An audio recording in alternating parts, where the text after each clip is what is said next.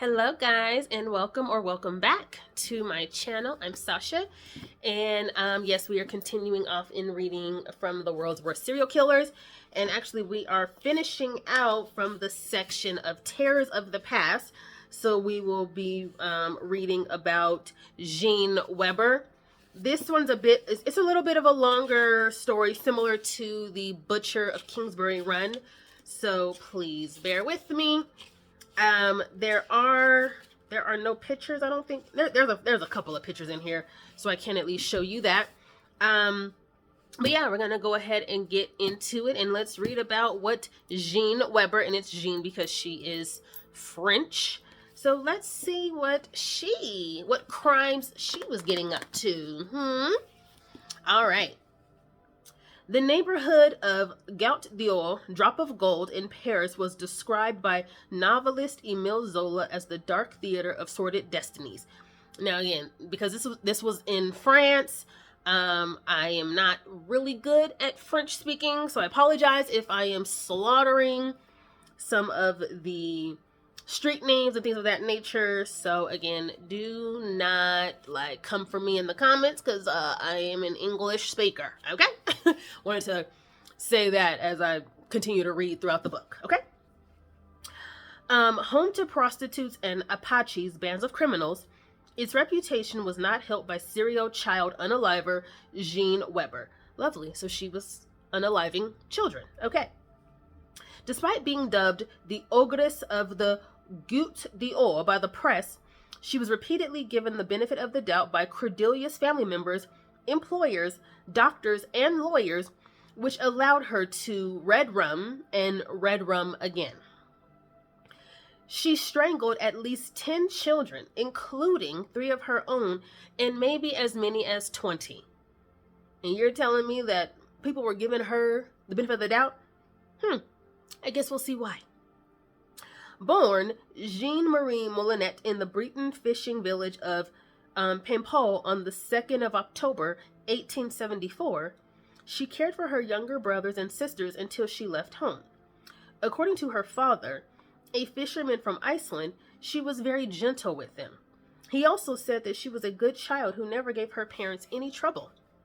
The family was poor, and Jeanne was not very successful at school, so when she was 14, her parents gave her 25 francs, their entire savings, to go to Paris, which would relieve the family of one mouth to feed.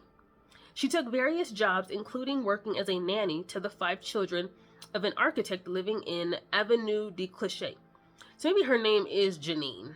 Whatever, I'm going to call her Jeanne because I already started.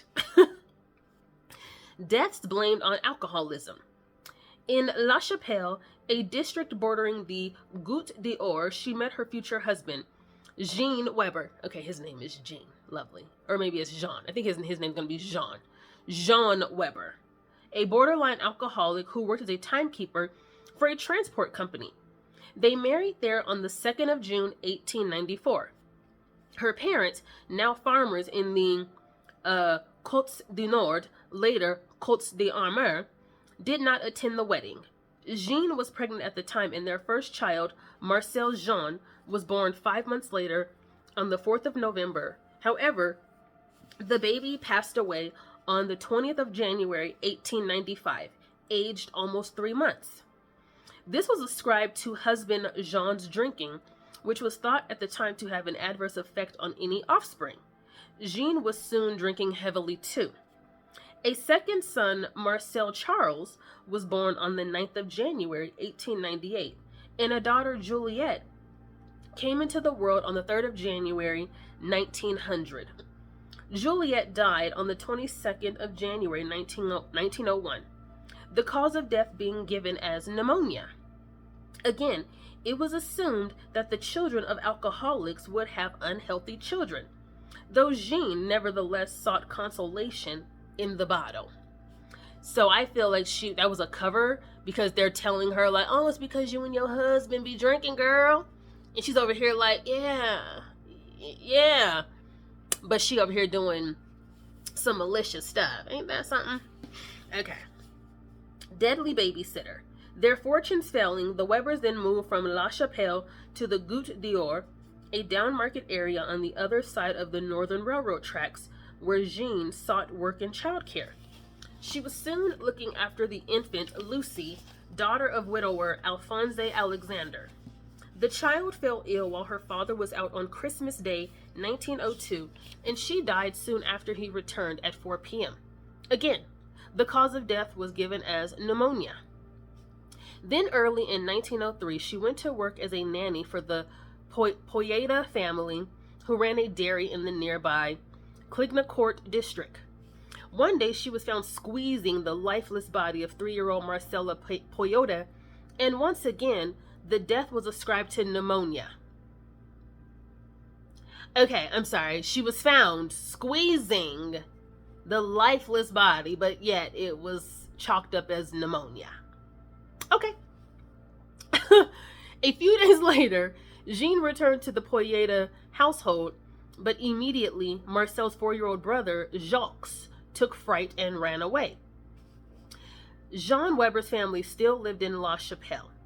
On the 2nd of March, 1905, his sister-in-law, Blanche, wanted to do the laundry in a nearby public wash house, so she left 2-year-old Suzanne and 18-month-old Georgette, her daughters by Jeanne's brother Pierre, in the care of Jeanne. Soon a neighbor came to the wash house to tell Blanche that Georgette was ill with convulsions.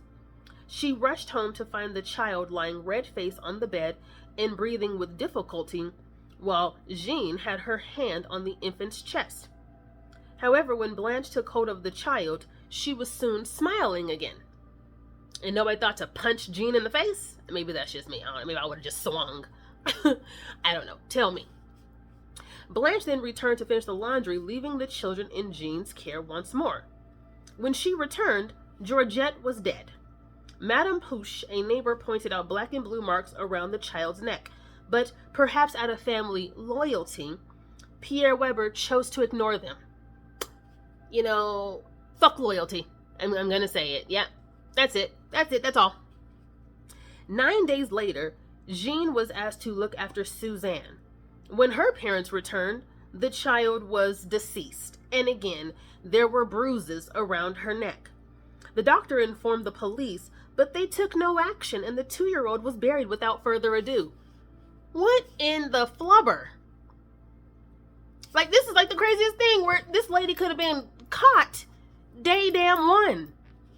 And they over here like, just chalk it up as a mistake. On the 26th of March, Jeanne arrived unannounced at the house of her brother-in-law, Leon Weber, and helped herself to breakfast. As it happened, his wife Marie wanted to go out, so she asked Jeanne to babysit her 7-month-old daughter, Germaine.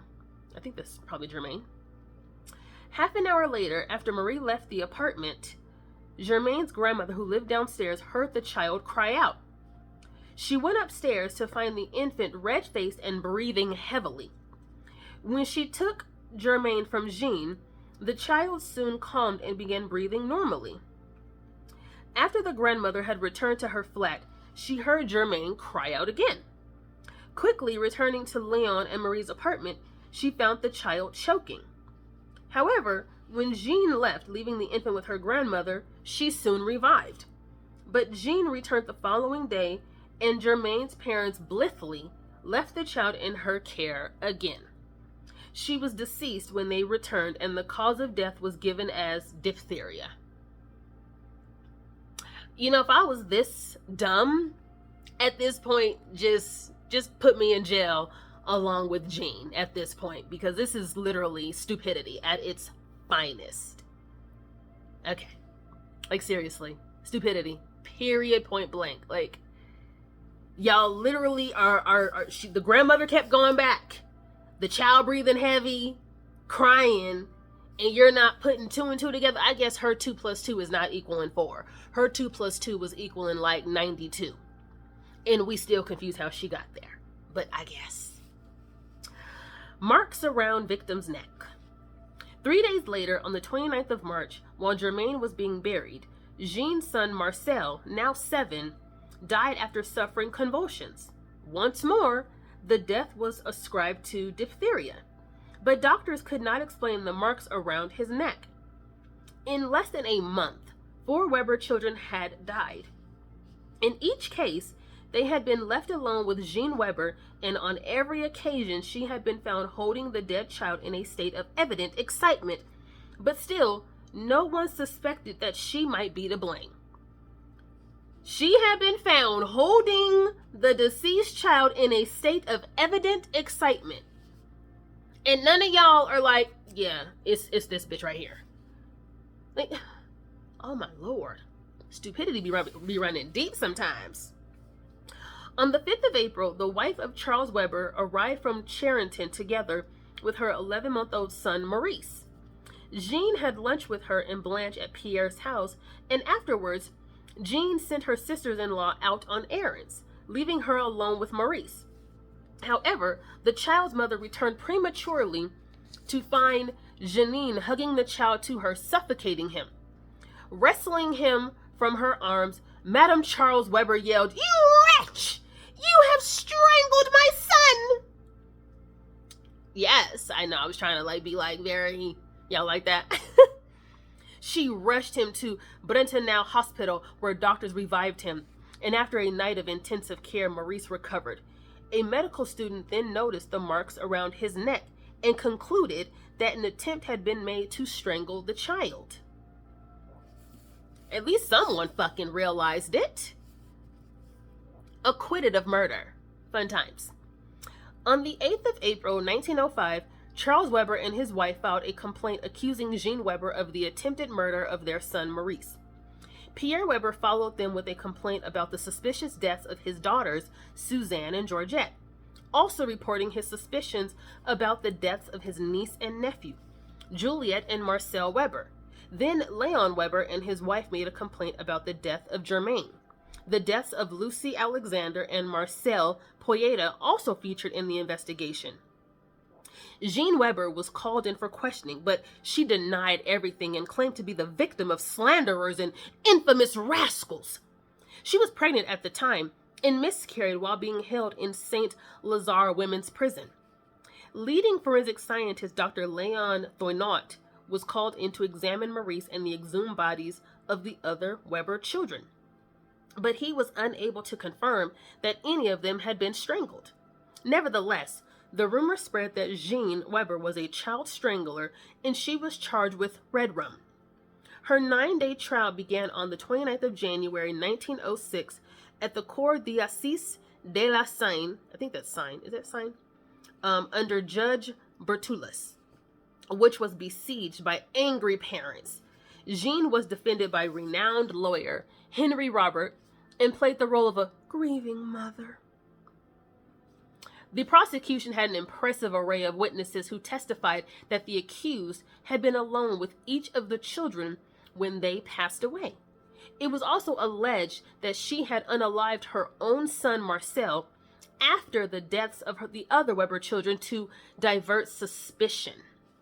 However, Dr. Thenoy swung the jury in Jeanine's favor by saying, "Science cannot tell you how these children came to pass away, but everything points to a natural death, and that the accused is innocent." Other expert witnesses testified that there was no conclusive proof that the children had been strangled, and the jury then acquitted her amid the outrage of those in court. Madame Charles Weber cried, "There is no justice!" while Alphonse Alexander stood on his seat and yelled, "She will begin again!" Jeanne Weber leapt over the benches to embrace his wife. "I didn't unalive them," she said. "Say that you believe me now." I like how they're kind of giving me some little role playing here. I love it. Differing views. The press were split on the question of her guilt. Noted journalist Michael Durand wrote, "In the future, let no one forget the fate of Jeanne Weber, the fate of an innocent woman who would have been still had she not lived in our age and in Paris, which is one of the greatest, if not the greatest, cradles of the exact science of forensic medicine. Science alone has won a victory for innocence and a triumph for itself, for the superiority of scientific knowledge over the testimony of witnesses, and the detective work of the police has now been demonstrated." Les Montants even organized fundraisers for Jeanne and Jean, who were forced to move out of the Goutte d'Or by hostile neighbors and went to live in a hotel in Boulevard de la Chapelle. De la Chapelle. On the 10th of November 1906, a woman who claimed to have been robbed and thrown into the Seine, is it Seine? Seine? I think it's a Seine, was fished from the river. She gave her name as Jeanne Molinet, Weber's maiden name. There was another failed unaliving attempt on the 30th of December when she jumped off the bridge at Bercy, but air trapped under her skirt and petticoats kept her afloat until she was pulled from the icy water. Deadly live-in housekeeper. The story of Les Ogresses de la Goutte d'Or had been followed by newspapers across France. Farmer Sylvain Bavouzet, a widower in Chambon, in the province of Indre, had read it and was convinced of Jeanne Weber's innocence. He then wrote to her, inviting her to come and be his housekeeper. Jean did not fancy starting a new life in the province, so Jeanne went alone, arriving on the 13th of March, 1907.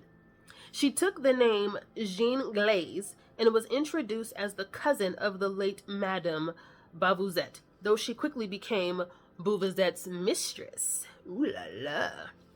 As well as cooking and cleaning, Jeanne's duties included looking after Bavouzet's children, 16-year-old Germaine, 11-year-old Louise, and 9-year-old Augusta, who was said to be full of life. However, on the 17th of April, 1907, he was a little under the weather when he came home from school. The following morning, Bavouzet went to fetch some milk, while his two daughters played outside, leaving Jeanne alone with Auguste.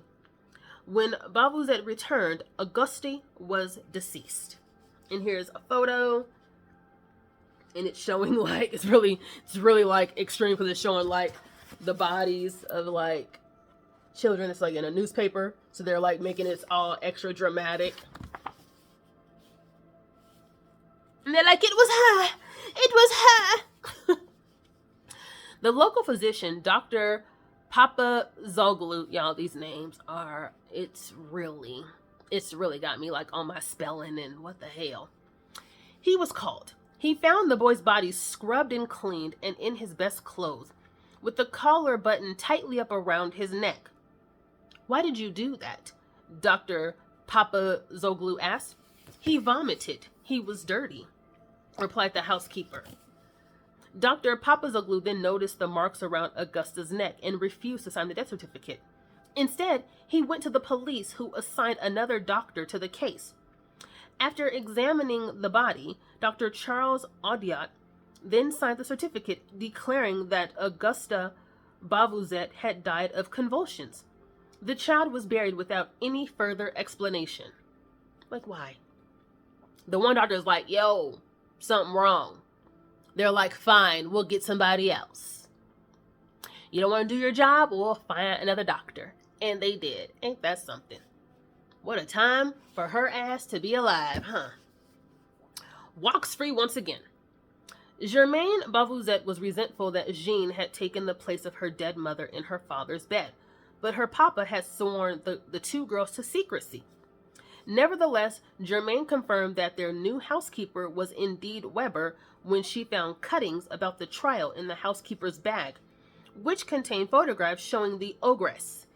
Fearing that she or her younger sister might be her next victims, she took the cuttings to the police. While the local gendarmes discreetly investigated the case, La Matin got wind of it and sent a journalist to interview Jeanne. August's body was exhumed and bruises and strangulation marks were found around his neck. Meanwhile, the Poyeda family and Paul Alexander, the uncle of little Lucy, filed fresh complaints. Weber was arrested and incarcerated. Henry Robert rallied to her defense again and called in Dr. Thoynoy. He examined the body and questioned the abilities of Dr. Bruneau, the provincial physician who had performed the autopsy. Auguste had died of typhoid fever. Okay, I need them to get their shit together. What is it? Convulsions? Typhoid fever? No. Thoynoy proclaimed, A dispute about the cause of death raged in the academic journals, and a third post-mortem was ordered. This proved inconclusive, and once again, Jeanne Weber walked free. "Jeanne is free," wrote one provincial newspaper indignantly, "and so are the Noy and Robert." What? Many supporters. Henry Robert reveled in his victory, telling the Paris Society of Forensic Medicine that Dr. Bernoulli was an ignorant and inept doctor, while lauding Dr. Thenoy. After 8 months of pre-trial imprisonment, Jeanne Weber was released. He said, "You now know who bears responsibility for that imprisonment."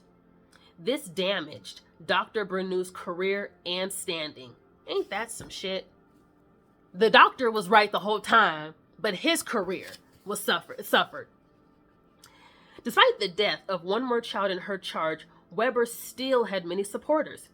She was then seen working as an orderly in a children's hospital in Falkenwald, but did not stay there long because of her growing alcoholism. However, Georges Bongine, president of the Society for the Protection of Children, gave her a job in a children's home in Orgelville to make up for the wrongs that justice has inflicted upon an innocent woman. She worked there under the name of Marie Lemoyne, but a few days after she was hired, she was caught with her hands around the neck of a sick child. She was fired. Okay. But to maintain the reputation of the institution, Bongine kept quiet about the incident. What the fuck? Okay. Crazy work, y'all. Crazy work. Confesses to police.